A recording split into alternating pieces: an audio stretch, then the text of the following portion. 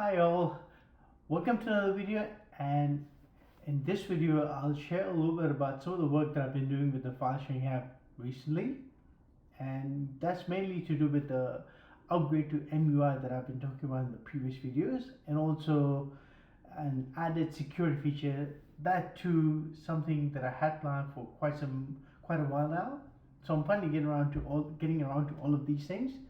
Now, before we get started, just by as is tradition with every video, I'll talk about what a beautiful day it is here in Sydney, and the weather is actually really nice today. To be honest, it's the sun's come out and it's really nice. And yes, of course, I'm indoors and I'm sitting in front of the computer, but I can see outside and it looks really nice and it's pleasant. Um, yeah, this is great to be honest, because the last few days have been fairly miserable in terms of the cold here, and it's actually really cold. I mean, even just today, like we've got 17 degrees right now, but it was 5 degrees in the morning. And as I mentioned before, the winter here in Sydney, you really feel the cold, because Australia or homes in Australia were not built for winter really. Um, they were mostly built for summer. I'm not even sure what they're built for, because it's not like every home has an air conditioner, well, especially the older homes.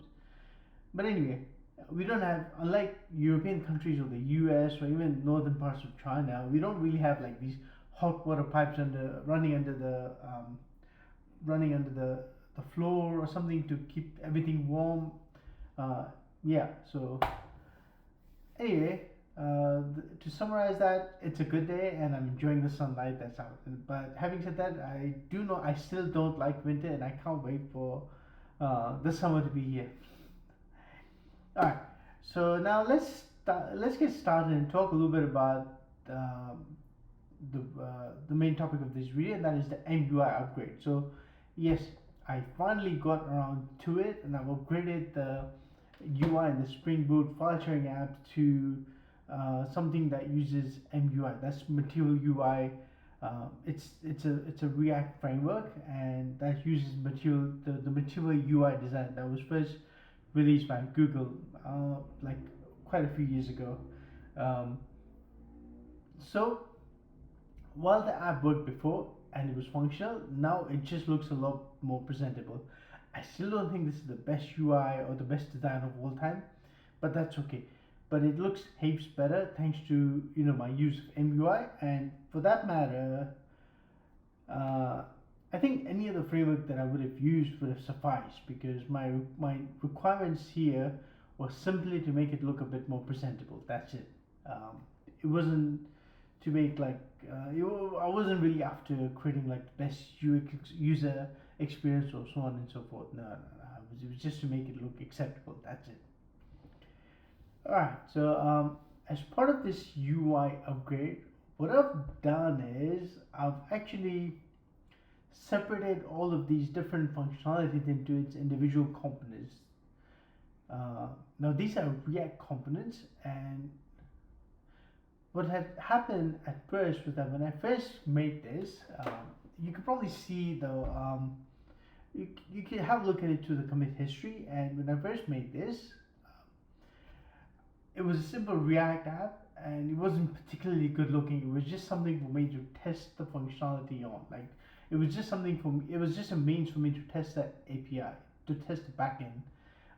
So it's, of course, I can test it using Postman, but this is just like some additional user interaction by having a React-based UI within the app. So again, this is not really this is not a microservice. This doesn't follow the microservices pattern where you run a separate React app, and then on a separate server, then you put a proxy in the package.json, and then which talks to an API that's running on a different port. Now this is all it's just a one app. It's a monolithic Spring Boot app whose UI is powered by React. Okay, so what I've done, as I mentioned before, so what I've done is I've actually separated all of these functionalities into individual components, and that is so for the user authentication, like that's the login or the registration form. I moved that to its own little component. So there's this, user.gsx file in the repository that you can see, or the entire bit of uploading the file, like the user being able to upload a file and all of that has been moved to its own component called fileupload.gsx. For those of you who want to know what GSX is, please do an online search, and I'm sure it will come with some really good information on what what a .gsx file is with respect to React. Now, in terms of the file sharing app and all the code in it, obviously I'll put a link to the link to that GitHub repository in the description of this video, that you can, it'll be easy for you to look at it and just check it out. Yeah, so with all of that moved to separate components, using some of these React, the MUI elements, MUI components, to actually achieve this UI. So things like they've got this React component called container, which is like a little container for the app, for the UI. Then they've got boxes and so on and so forth. And plus, with each of these components, you can design it according to your liking. As in, you can set the CSS for it. So like SX equals to curly brace twice, and then you can define the CSS. So have a look at. I'll put a link to some of these files in the description of this video. So check it out. It's just I've done some minor CSS work, which is I've just set up, like, for certain elements I've just set up the layout, like flexbox layout, and then change the flex direction of it, and then try to justify or align the items, or for looks sake, I've put certain shadows around certain containers, that is a div. So yeah, it's check it out, it's interesting. Alright, now with that done, what I've started doing is I've actually started creating issues in the GitHub repository. So if you look at the issues in the GitHub repository, you'll be able to see all those. You'll be able to see the issues, the current issues, the existing issues, and the things that I'm actually working on.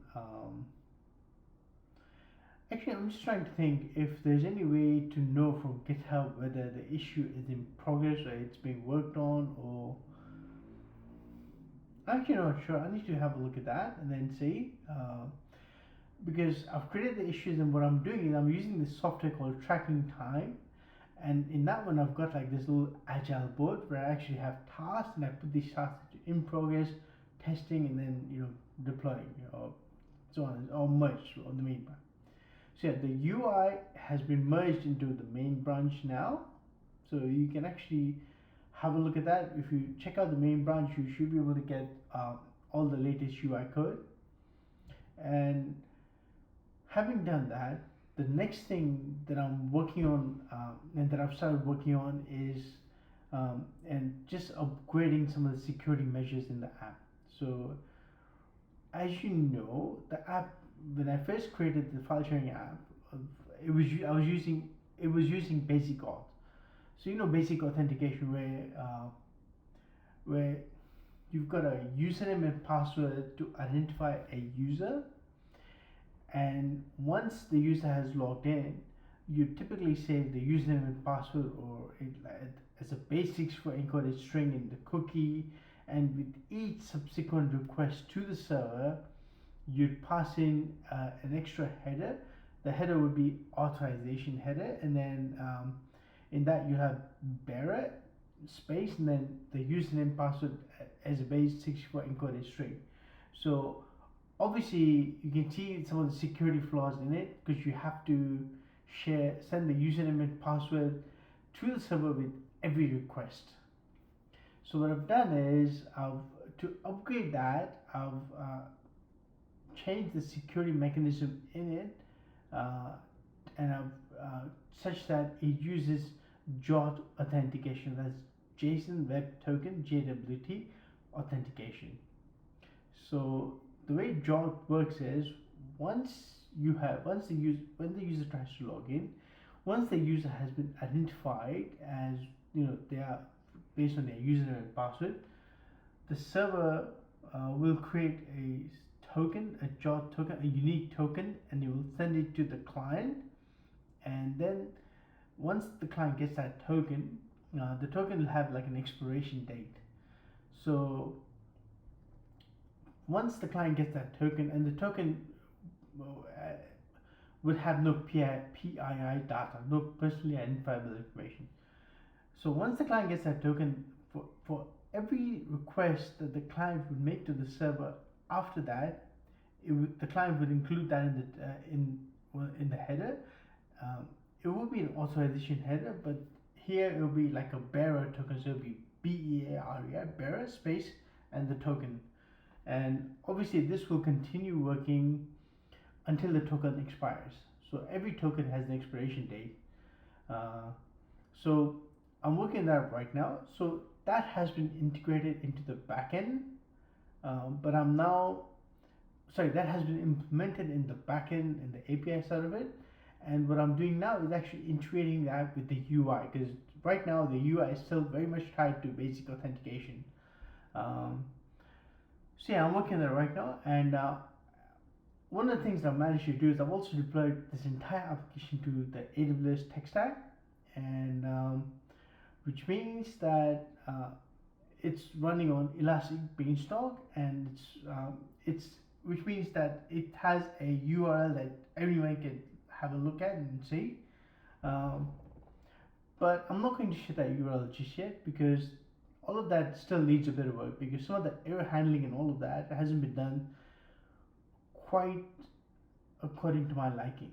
So I want the error messages to be a bit better, because right now what happens is if you try to log in, and say if you try to log in with an expired token, it won't log in. I mean, it will fail, but the user in the UI won't really get an appropriate message saying that, okay, wait, you know what, you can't log in because your token is expired, so log in again or something like that. Yeah. So yeah, that's something that I'll this is something that I'm working on right now. Hopefully I can finish that in the next day or two. But in the meantime, what I'll do is I'll actually share a link to the main branch for the file sharing app, so you can have a look at the React UI, and also a link to some of the components. And I'll include the link for the branch that has the JWT authentication stuff in place, like at the backend, so you can have a look at it. Obviously, the Git workflow that I'm using is the feature-based workflow. So it's got the feature-based branching model. So any new feature is developed in its own little branch, and once it's complete, it's merged to the main branch. So yeah, I'll put a link to that, and you can have a look. And should you have any questions, please feel free to reach out, leave a comment, or just send me an email. My email is like boomin at mydata.com. So Booman.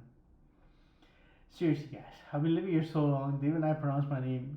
The first time I pronounced my name is like Boomin, which is such an Australian thing to do, but it's Booman. It's BHUMAN at mydata.com.